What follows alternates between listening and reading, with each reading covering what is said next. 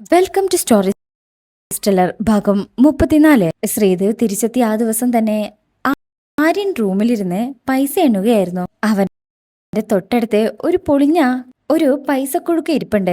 Sister റീത്തയും അവൻ എണ്ണുന്നത് നോക്കി നിൽക്കുന്നുണ്ടായിരുന്നു. എത്രയച്ചു?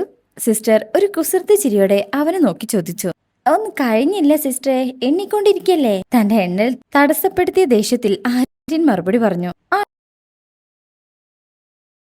ആണോ, എന്നാ ഞാൻ പോകുന്നു. അച്ചു ഇവിടെ ഇരുന്ന് എണ്ണിക്കോ. റീത്ത സിസ്റ്റർ നഴ്സിംഗ് സ്റ്റേഷനിലേക്ക് മടങ്ങി. 1, 2, 3. അവൻ ഓരോ പൈസ എടുത്ത് വീണ്ടും എണ്ണാൻ തുടങ്ങി. അവസാനം 50 രൂപയും കൊണ്ട് അവൻ റൂമിന് പുറത്തേക്ക് പോയി. നേഴ്സുമാരൊന്നും കാണാതെ അവൻ ഹോസ്പിറ്റലിന് പുറത്തേക്ക് നടന്നു. ഒറ്റയ്ക്ക് നടന്നു പോകുന്ന ആര്യനെ ശ്രദ്ധിച്ചുകൊണ്ട് ഡോക്ടർ ശ്രീദേവ് പുറത്ത് നിൽപ്പുണ്ടായിരുന്നു. അവൻ ഹോസ്പിറ്റലിന്റെ പുറത്തുള്ള ഒരു പെറ്റ് ഷോപ്പിലേക്കാ പോയത്. ആര്യന്റെ ഒറ്റയ്ക്കുള്ള നടത്തം കണ്ടപ്പോൾ ശ്രീദേവിന് പിന്നാലെ പോവാതിരിക്കാൻ കഴിഞ്ഞില്ല. അന്ന് കണ്ടതിന് ശേഷം പിന്നെ ഈ കൊച്ചുമിടുക്കനെ ശ്രീദേവ് കണ്ടിട്ടുണ്ടായിരുന്നില്ല. ആര്യൻ ഭയങ്കര ഗൗരവത്തോടെ ഒരു പെറ്റ് ഷോപ്പിലേക്ക് കയറി ചെന്നു. പിന്നാലെ ശ്രീദേവും. അച്ചു അവിടെയുള്ള ഫിഷ് സെക്ഷനിലേക്കാ പോയത്. അവൻ വളരെ കൗതുകത്തോടെ അക്വേറിയത്തിലെ മീനുകളെ നോക്കി നിന്നു. അതിലുള്ള ഒരു ചുവന്ന മീനിലാണ് അവന്റെ നോട്ടമെന്ന് ശ്രീദേവ് മനസ്സിലാക്കി. ഹലോ, ആര്യൻ എന്തായി നോക്കുന്നേ? ശ്രീദേവ് വാത്സല്യത്തോടെ അവന്റെ തോളില് പിടിച്ച് അന്വേഷിച്ചു. ഹലോ ഡോക്ടർ ശ്രീദേവ്, നിങ്ങൾ ഇവിടെ ഉണ്ടായിരുന്നോ? അവൻ അതിശയത്തോടെ അന്വേഷിച്ചു. നിനക്കിതിൽ ഏത് മീനാ ഇഷ്ടപ്പെട്ടത്? ശ്രീദേവ് വീണ്ടും ചോദിച്ചു. ഡോക്ടർ ശ്രീദേവ്, ഇതിൽ എന്നെക്കാളും ആയുസുള്ള മീൻ ഏതായിരിക്കും? അവന്റെ ഈ ചോദ്യം കേട്ട് ശ്രീദേവ് ആദ്യം അമ്പരന്നു. ശ്രീദേവ് അടുത്ത് നിൽക്കുന്ന ആ കുഞ്ഞിനെ ചേർത്ത് പിടിച്ചുകൊണ്ട് പറഞ്ഞു. ഇതിലുള്ള എല്ലാ മീനിനേക്കാളും കൂടുതൽ കാലം ആര്യൻ ജീവിക്കും. അതിലെന്താ സംശയം? ശ്രീദേവിനെ തിരിഞ്ഞു നോക്കിക്കൊണ്ട് ആര്യൻ സംശയത്തോട് ചോദിച്ചു. ഡോക്ടർ എന്നോട് കള്ളം പറയല്ലേ? ഞാനൊരു ഡോക്ടറല്ലേ?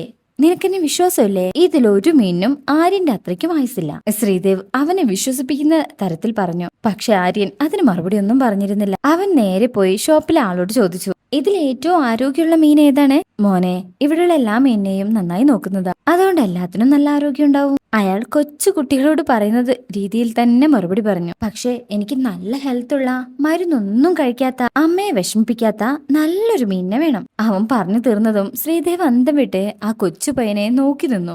സാറിന്റെ മകനെ ഏതു തരം മീനെയാ വേണ്ടതെന്ന് എനിക്ക് മനസ്സിലായില്ല. ആ കടയുടമ ശ്രീദേവിനോട് ചോദിച്ചു. ശ്രീദേവ് ആര്യന്റെ അച്ഛനായിരിക്കുമെന്ന് അയാൾ തെറ്റിദ്ധരിച്ചു.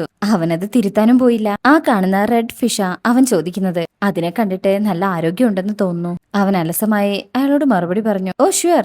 അവയാൾ വേഗം പോയി അതിനെടുത്ത് പാക്ക് ചെയ്ത് ആര്യന്റെ കുഞ്ഞു കയ്യിലേൽപ്പിച്ചു. എന്റെ ഈ മീനിനൊരിക്കലും അസുഖം വരില്ലല്ലോ? അച്ചു ഉറപ്പിക്കാനായി അയാളോട് ഒന്നുകൂടെ ചോദിച്ചു. അയാൾ അതിന് മറുപടിയായി ഒന്ന് ചിരിക്കുക മാത്രം ചെയ്തു. കയ്യിലുള്ള ചില്ലറ പൈസ എല്ലാം പെറുക്കിയിട്ട് ആര്യൻ അത് അയാൾക്ക് കൊടുത്തു. ബാക്കിയുള്ള പൈസ ശ്രീദേവും കൊടുത്തു. പൈസ വാങ്ങിക്കുന്നതിനിടയിലെ കടക്കാരൻ അവരെ നോക്കിക്കൊണ്ട് പറഞ്ഞു. സാർ, നിങ്ങളുടെ മകൻ ശരിക്കും ക്യൂട്ടാണ്. അയ്യോ, ഇതെന്റെ മകനല്ല.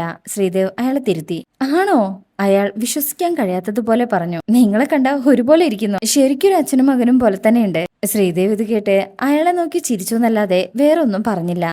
ആളുകൾ എന്ത് വിചാരിച്ചാലും അവനെ അത് ബാധിക്കാറുണ്ടായിരുന്നില്ല. അതുകൊണ്ട് തന്നെ അവൻ കൂടുതലൊന്നും പറയാൻ നിന്നില്ല. അവർ രണ്ടുപേരും കൂടെ അവിടെ നിന്നിറങ്ങി തിരികെ ഹോസ്പിറ്റലിലേക്ക് നടന്നു. ആര്യന്റെ ഒരു കൈയിലെ കുഞ്ഞു ഫിഷ് ടാങ്കും മറ്റേ കൈയിലെ ശ്രീദേവിന്റെ കൈ മുറുകെ പിടിച്ചു. ആര്യൻ, എന്തിനാ ഈ മീൻ തന്നെ വാങ്ങിച്ചത്? ശ്രീദേവ് വാത്സല്യത്തോടെ അന്വേഷിച്ചു. ഇതെന്റെ അമ്മയ്ക്ക് വേണ്ടിയാ. അത് പറയുമ്പോൾ ആര്യന്റെ മുഖം സന്തോഷം കൊണ്ട് തുടുത്തിരുന്നു. ഡോക്ടർ ശ്രീദേവ്, എന്റെ അമ്മ ഇപ്പൊ അവിടെ എത്തിക്കാണും. അവനെ പെട്ടെന്ന് ഓർത്തതുപോലെ പറഞ്ഞു. ശ്രീദേവിനെ അമ്മയെക്കുറിച്ചൊരു കൗതുകം അന്ന് തന്നെ തോന്നിയിരുന്നു. ഇത്രയും ഇന്റലിജന്റ് ആയിട്ടൊരു കുഞ്ഞിനെ വളർത്തി വലുതാക്കി അവരെ ഒന്ന് കാണണമെന്ന് അവൻ അന്നേ ആഗ്രഹിച്ചതാണ്.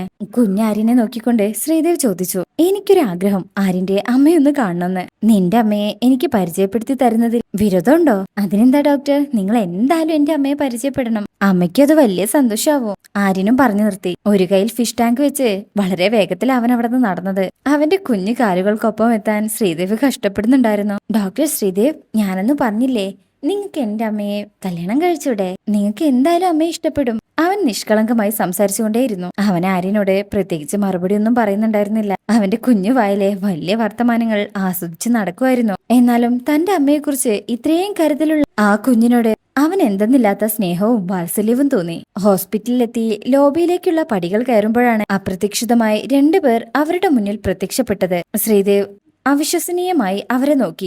പാർവതിയും കൂടെ ശ്രീദേവിന്റെ അമ്മ സാക്ഷാൽ രാജലക്ഷ്മി സുബ്രഹ്മണ്യവും ഇവരെ ഇവിടെ കാണുന്ന ശ്രീദേവ് ഒട്ടും പ്രതീക്ഷിച്ചിരുന്നില്ല. ആ ഒരു അന്താളിപ്പിലായിരുന്നു അവൻ. അമ്മേ, ഇതെപ്പോ എത്തി?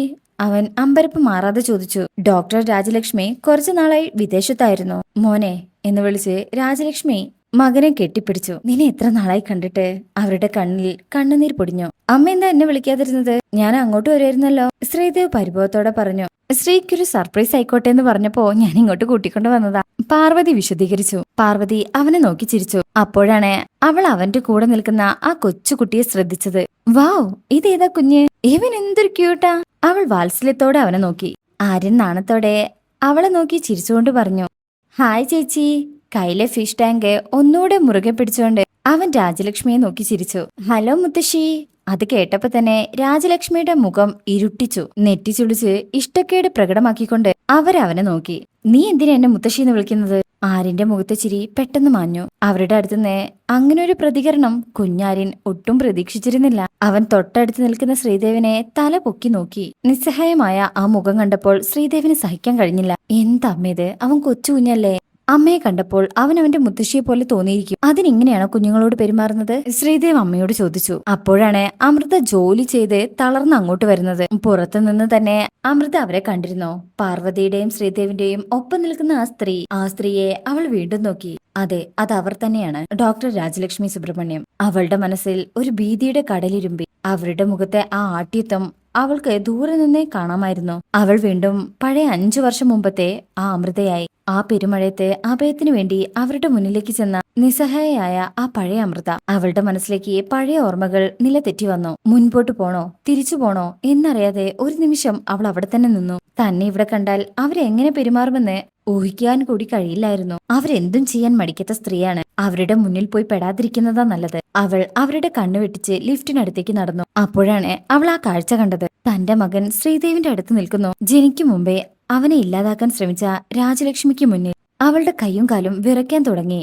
എങ്ങനെയെങ്കിലും ഓടിപ്പോയി അവനെ അവിടുന്ന് വാരിയെടുക്കണമെന്ന് അവൾക്ക് തോന്നി. അവരുടെ മുന്നിൽ നിൽക്കും തോറും തന്റെ കുഞ്ഞിന്റെ ജീവൻ അപകടത്തിലാണല്ലോ എന്ന് അമൃത ഭയന്നു. പക്ഷേ അവൾക്ക് അങ്ങോട്ട് പോകാനുള്ള ധൈര്യം ഉണ്ടായിരുന്നില്ല. അത് തന്റെ കുഞ്ഞാണെന്ന് ശ്രീദേവിന് പോലും അറിയില്ല. രാജലക്ഷ്മി അതറിഞ്ഞാൽ അവനെ കൊല്ലാൻ പോലും മടിക്കില്ലെന്ന് അവൾക്കറിയാം. അവൾ അവിടെ ഒളിച്ചു നിന്നു. അവൾക്ക് അവരുടെ സംസാരം കേൾക്കാമായിരുന്നു. ഈ ചെക്കനേതാ? ശ്രീദേവ്, നീ എന്തിനാ ഇവന് വേണ്ടി സംസാരിക്കുന്നത്? രാജലക്ഷ്മി ഇഷ്ടക്കേട് മറച്ചു വെക്കാതെ ചോദിച്ചു. ശ്രീദേവിന്റെയും പാർവതിയുടെയും മുഖം ഒരുപോലെ മങ്ങി. അങ്ങനെയൊരു സന്ദർഭം അവരിരുവരും ആദ്യമായി അഭിമുഖീകരിക്കുകയായിരുന്നു. ആര്യനാണെങ്കിൽ ചെറുതായിട്ടൊന്ന് പേടിച്ചു പോയിരുന്നു. അവൻ ശ്രീദേവിനെ തന്നെ നോക്കി നിന്നു. ഇവൻ ഏതെങ്കിലും ഒരു ചെക്കനല്ല, ഇവിടുത്തെ പേഷ്യന്റ് ആണമ്മേ. ശ്രീദേവും ദേഷ്യം കാണിച്ചു തന്നെ പറഞ്ഞു. പേഷ്യന്റോ? എന്നിട്ടാണോ നീ ഇങ്ങനെ കൊണ്ടു നടക്കുന്നത്? നീ ഇവിടുത്തെ ഡോക്ടർ തന്നെയല്ലേ, അല്ലാതെ അറ്റൻഡർ ഒന്നും അല്ലല്ലോ. നീ നിന്റെ ജോലി നോക്കിയാ മതി. ഈ ചെക്കനെ നോക്കാൻ ഇവിടെന്താ വേറെ ആരുമില്ലേ? രാജലക്ഷ്മിയുടെ മുഖം ദേഷ്യം കൊണ്ട് ഇരുണ്ടിരുണ്ട് വന്നു. അമ്മ എന്തൊക്കെയാ ഈ പറയുന്നത്? ഞാനൊരു ഡോക്ടറാണ്. രോഗികളോട് ഇങ്ങനെയാണോ പെരുമാറേണ്ടത്? എനിക്ക് എന്റെ രോഗികൾ കഴിഞ്ഞിട്ട് വേറെ ആരുള്ളൂ. അവൻ അമർഷത്തോടെ അമ്മയോട് പറഞ്ഞു. നീ ഡോക്ടർ ആവുന്നതേ എനിക്കിഷ്ടമല്ലായിരുന്നോ? നിനക്ക് വേറെ എന്തൊക്കെ ചെയ്യായിരുന്നു ശ്രീ? അമ്മ എത്ര രൂപ വേണമെങ്കിലും മുടക്കുമായിരുന്നല്ലോ. രാജലക്ഷ്മി ഈർഷയോട് ചോദിച്ചു. അമ്മയെ പോലെ പേരിന്റെ മുന്നിൽ ഡോക്ടർ എന്നിട്ട് നടക്കാൻ വേണ്ടിയല്ല ഞാൻ MBBS പഠിച്ചത്. അമ്മേ, നമുക്കിത് ഇവിടെ വെച്ച് നിർത്താം, അല്ലെങ്കിൽ ഇത് പറഞ്ഞു പറഞ്ഞു വലുതാകും. ശ്രീദേവ് ആ സംസാരം അവസാനിപ്പിക്കാനായി പറഞ്ഞു. പാർവതിയാണെങ്കിൽ എന്തു പറയണം, ആരുടെ കൂടെ നിൽക്കണം എന്നറിയാത്തൊരു ആശങ്കയിലായിരുന്നു. ശ്രീമതി, അമ്മ നിന്നെ കാണാൻ വേണ്ടി മാത്രം ഇങ്ങോട്ട് വന്നത്. വെറുതെ ഒരു വഴക്ക് വേണ്ട. ഞാനാണല്ലോ വഴക്കിട്ടത്. എന്റെ രോഗികളോട് മാന്യമായി സംസാരിക്കണമെന്ന് മാത്രമേ ഞാൻ പറഞ്ഞിട്ടുള്ളൂ. അതാരായാലും, ശ്രീദേവ് അവരുടെ മുഖത്ത് നോക്കാതെ പറഞ്ഞു. പാർവതി പിന്നെ വേറെ ഒന്നും പറഞ്ഞില്ല. നീ എന്നെ മര്യാദ പഠിപ്പിക്കാനൊന്നും വരണ്ട. രാജലക്ഷ്മി ഒന്ന് നിർത്തി ശ്രീദേവിനോട് ആജ്ഞാപിച്ചു. നീ വന്നേ, ഒരാഴ്ച കഴിഞ്ഞ കല്യാണമായി. എന്തൊക്കെ കാര്യങ്ങൾ ചെയ്യാനുള്ളതാ? പാർവതി, നിനക്കെങ്കിലും ഇവനെ പറഞ്ഞൊന്ന് മനസ്സിലാക്കിക്കൂടെ? ഒരാഴ്ച കഴിഞ്ഞാൽ ശ്രീദേവിന്റെ വിവാഹമാണോ? അമൃതയ്ക്ക് അവളുടെ കാതുകളെ വിശ്വസിക്കാൻ കഴിഞ്ഞില്ല. ഒരാഴ്ച കൂടെ കഴിഞ്ഞാൽ അവൻ മറ്റൊരാളുടെ ഭർത്താവാകും. പിന്നെ അവന്റെ ജീവിതത്തിൽ തനിക്കൊരു സ്ഥാനവുമില്ല. അവനിൽ നിന്നും പൂർണ്ണമായി മുക്തയാവാതെ അവൾക്ക് വേറൊരു മാർഗം ഉണ്ടായിരുന്നില്ല. അവന്റെ ഓർമ്മകളിൽ മാത്രം ജീവിച്ച് ശീലിച്ച അവൾക്ക് വീണ്ടും ആ ശീലങ്ങളിലേക്ക് തിരികെ പോയേ പറ്റൂ. നിങ്ങൾ രണ്ടുപേരും പുറത്തേക്ക് ചെല്ലേ, ഞാൻ ഇവനെ റൂമിലാക്കിയിട്ട് വന്നോളാം. ശ്രീദേവ് പറഞ്ഞു. എന്തിനാ നീ ഇവനെ റൂമിൽ കൊണ്ടുപോയി ആക്കുന്നത്? ഇവിടെ അതിന് വേറെ ആൾക്കാരൊന്നും ഇല്ലേ? നീ ഇപ്പൊ ഞങ്ങളുടെ കൂടെ വരണം. രാജലക്ഷ്മി അധികാര സ്വരത്തിൽ പറഞ്ഞു. അമ്മേ, വെറുതെ വാശി പിടിക്കരുത്. ഞാൻ ഇവനെ കൊണ്ടുപോയി ആക്കിപ്പ വരാം. അതുവരെ ഒന്ന് വെയിറ്റ് ചെയ്തൂടെ? ശ്രീദേവ് രണ്ടുപേരുടെയും മുഖത്ത് നോക്കി ചോദിച്ചു. നിനക്ക് രോഗികളെ ചികിത്സിച്ചാ പോരെ, എന്തിനാ എല്ലാ കാര്യവും എടുത്ത് തലയിൽ കയറ്റുന്നത്? രാജലക്ഷ്മിക്ക് അത് വിടാനുള്ള ഉദ്ദേശം ഉണ്ടായിരുന്നില്ല. അമ്മേ, ഞാൻ എന്തായാലും ഇവനെ അവിടെ ആക്കിയിട്ടേ വരൂ. അമ്മ വെറുതെ വഴിയിൽ നിന്ന് വാശി പിടിക്കാതെ മുന്നിന്ന് മാറി നിൽക്കൂ. വെറുതെ ഒരു സീൻ ഉണ്ടാക്കണ്ട.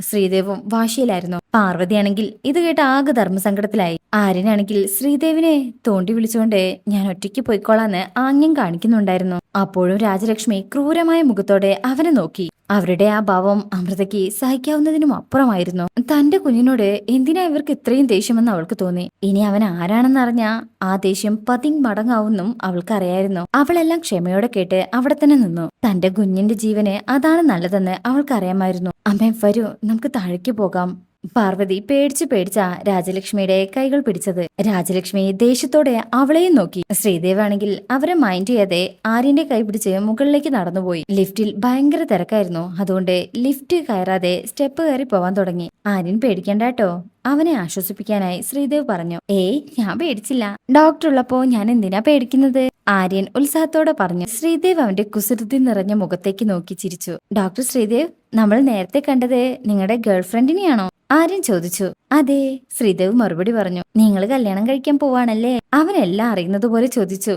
ആ, അവൻ അലസമായി ഒന്ന് മൂളുക മാത്രം ചെയ്തു. ഡോക്ടർക്ക് ആ ചേച്ചിയെ ശരിക്കും ഇഷ്ടമാണോ? ശ്രീദേവ് സത്യത്തിൽ അങ്ങനെ ഒരു ചോദ്യം അവനിൽ നിന്ന് പ്രതീക്ഷിച്ചിട്ടേ ഉണ്ടായിരുന്നില്ല. അവൻ എന്തുത്തരം പറയണമെന്നറിയാതെ നിന്നു. ഒരിക്കലും സത്യം പറയാൻ സാധിക്കാത്ത ആ ചോദ്യത്തിനു മുന്നിൽ അവൻ ഒരു നിമിഷം പകച്ചു നിന്നു. അങ്ങനെ ഈ ഭാഗവും ഇവിടെ കഴിഞ്ഞിരിക്കുക.